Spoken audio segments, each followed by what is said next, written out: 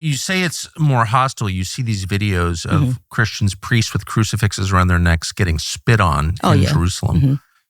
Are those real? Yes. And I mean, that's happened before, even from the first days that I was there. There'd be occasionally something like that. And occasionally there were graffiti put on walls and, sprayed on Jesus a monkey.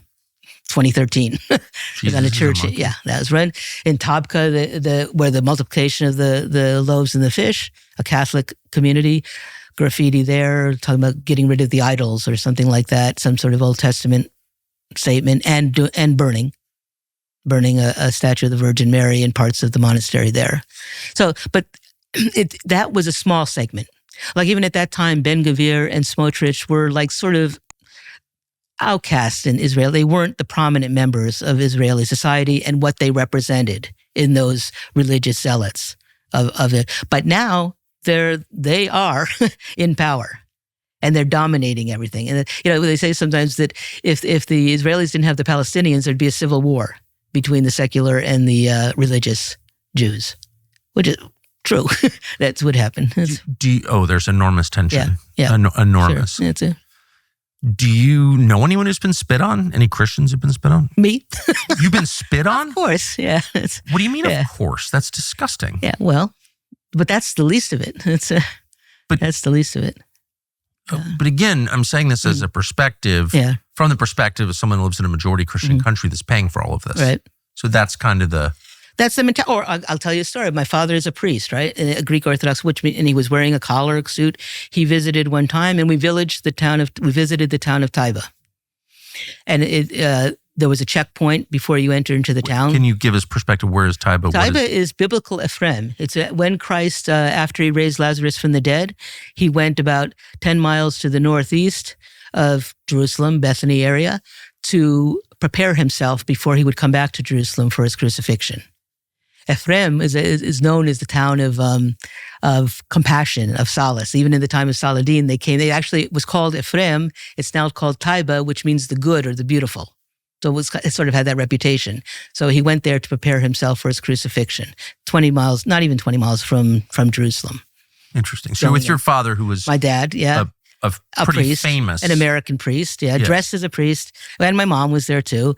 So we were going to drive it. So there's a checkpoint sort of at the entrance of the town, and then you have many olive groves. Which, by the way, I was just talking to someone the other day. They have about 8,000 acres of land, let's say, and over a quarter of it has been confiscated either by settlers and the army allowing them to take their olive groves, and they have no recourse. There's nothing. Who owns the land? The Palestinian Christian families. And it's been confiscated from Christian families? Well, confiscate, what do you do when they have guns and you don't? I don't know. You call your patron church in the West and you say, raise a stink, call Ted Cruz. Right. Well, and we other called Mike self-described Christian. Mike Huckabee came, right? And then the only thing So what did Mike Huckabee, the U.S. ambassador to Israel?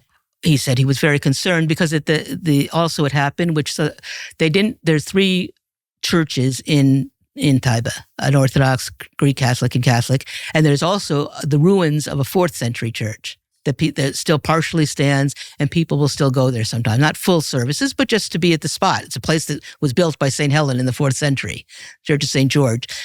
Settlers burned the brush, and also there's a cemetery right next to it, burned that area. They burned the cemetery? Everything's stone there, so nothing burns, but they burned the area around there. So you have grass and brush, that was burned. Yeah. And not only that, I was shocked when I saw how much they've infiltrated. It's one thing, the entrance of town, and you've taken the open land, the olive groves. They have Bedouin, like in that town, there's a beer factory, a distillery, a hotel, and Bedouins have been forced off their land around there and are now living with allowance of the Christians to be there because they have no place else to go. And no one to protect them. So Ambassador Huckabee comes and he's very concerned because an attack on a church. And also that same week, a Palestinian American had been shot dead by settlers or beaten to death. Saif Musalat, 20 miles, not even 20, a couple miles away. And he was going to address that as a Palestinian American to see that Israel would investigate. Nobody's been arrested or died. He's an American citizen? Yes, he's from Florida. He's often, just like I'm a American citizen was beaten to death? By settlers. And no one was arrested? No, never happens. Down in Hebron, just there. And my concern in talking to you. And we're sure that happened? We're absolutely sure that happened. Yeah. How can an American citizen be beaten to death in an Israeli-controlled area paid for by the United States and nobody does anything about it? Well, this is our problem, isn't it? So we want to brag, but this has got to be the most pro-dog podcast on the entire internet. They're almost always dogs, actually, just off camera. So dogs are non-negotiable. Dogs are the best, and people who love dogs really, really love them. We can relate. And so for that reason, we are thrilled to announce a new partner called Dutch Pet. It's the fastest growing telehealth service for your pets. It's on a mission to create affordable, quality veterinary care at any time, no matter where you are. They'll get your beloved pet what they need, and they do it at a high speed. And by the way, if you ever brought your dog to the vet, the dog doesn't like it. They can smell the darkness sometimes. It's true. Sometimes you have to go to the vet, but if you can avoid it, you should, and you want to. And Dutch.com has vets who can treat over 150 animal conditions with just 10 minutes on the phone. You never have to leave home. You never have to scare or upset your dog. No wasted time. You don't have to wait weeks for an in-office appointment, and you don't waste money. Unlimited visits and follow-ups for no extra cost. Free shipping on all products for up to 5 pets. Membership starts as little as $11 per month, and Dutch.com saves most customers nearly $1,000 a year. We use it. It's awesome as dog owners. It sounds too good to be true, probably, but it's absolutely real. Visit Dutch.com/Tucker to learn more. Use the code Tucker for up to $50 off your veterinary care plan per year. That's a year of unlimited vet visits for $82 a year. Your pets and your wallet will thank you. This is going to change the game, and we're proud to be partnered with them. Yep. I'm sorry, I keep stepping on your story. So Ambassador Huckabee shows up. He shows up, and he says, he's very concerned about what happened, and we're going to check it. The next day, settlers were there with cows marching through the town with their cows. So it shows that they are in control. And not only that, just a couple days ago, this is a week after he's been there, in the Bible, there's a story of Ruth. One of the women in Taiba is married to she's a Greek American, married. They met in school in Boston. They got married. He was going to business school, her husband. He came back to Palestine to establish the business. She goes with her husband, becomes Palestinian, going to care for the people of his nation. She got a PhD at Harvard.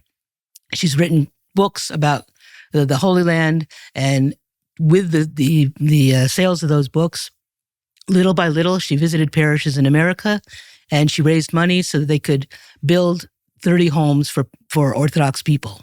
So those homes were cars of the people in those homes were burned the other day, and there's graffiti again on the wall, and it names another village, and it says, "You're going to regret this." And the rest, I talked to 2 Israeli people who are from Israel, and they couldn't even decipher the top part. So, because it's very interesting. A lot of the settlers are actually people from Brooklyn, New York. Yeah. They have dual citizenship. And they go back and forth between freely. They can go to Ben Gurion Airport, go through Tel Aviv to come to the settlements in the West Bank. But those people in Taiba, who are actually American citizens as well, they can't go through Ben Gurion Airport. How is it that an American citizen can't go through Ben Gurion Airport? Because he's also a Palestinian. Are you sure? I'm absolutely sure. Yes. They have to go through Jordan. And right now, through a border that is controlled on one side by Israel. And right now it's so difficult. They only open for, I've been told, from 8 to 1 or 2. And you've got thousands of people trying to come through, right? So you could be there for hours and you may not get through that day. People make plans to, the only way Palestinians can do anything to be free is to go to another country. I mean, even for a vacation or something, you don't feel free in your own country. I used to feel that when I was living there in the summer times. That's why I would travel to different countries, because within Israel and Palestine, you feel like you're in prison. You can't feel like a person. And so if you have the opportunity to go away, to breathe a little bit, you do that. Since you are an American and you obviously know people in positions of authority, when you come back to the U.S. and tell these stories at dinner, what do people say? At dinner, they show concern when you tell the story. But again, maybe it seems too distant for people, Or I have also, you know what? Since I've talked to people in our churches, and I'm trying really now to focus on organizing, because people say, "How can we help?" Now they're really seeing the gross things that are going on. Where do we send money? What do we do? Yes, people need money, but what we really need is political change. So I'm sort of bordering on 3 different congressional districts, and we've tried to set up appointments with our congressmen. They've thrown us off.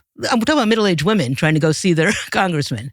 They don't want, when you tell them what you want to talk about, they don't want to make an appointment for you to be able to educate them. I did, and then I wrote a letter to my congressman, Nicholas Langworthy. He writes back an Israeli bullet point, an AIPAC bullet point reply, basically saying, Hamas is the problem, and it's okay to send weapons over there. So, but little by little, we have to go and keep educating. If enough people keep knocking on the doors and saying, we don't like what we're doing. Why are we sending billions of dollars to Israel, and then we're cutting Medicaid, people don't have jobs in his district? In fact, I was listening in on, he did a phone town meeting or whatever. And most of the people were concerned because they didn't have enough money for groceries, or, what was going to be done with their health care in the coming months and years. And then no questions about, he didn't take my question on the thing. I wanted to ask about Israel and why we were sending more offensive weapons. We're not talking about, don't play this game. Nothing wrong with the Iron Dome and protecting yourself. You're in a tough neighborhood. I'm talking about assault rifles, which was just passed again, to give assault rifles that Ben Gvir then just gives into the hands of settlers, who then kill the Palestinians in the West Bank. And we're financing that. So it's other people, have you not had enough? You really want this done in your name? Thanks for watching our YouTube channel. We hope you'll subscribe to it. And by the way, you can hit the little bell on there and get notifications every time we produce a video. We hope you'll do that also.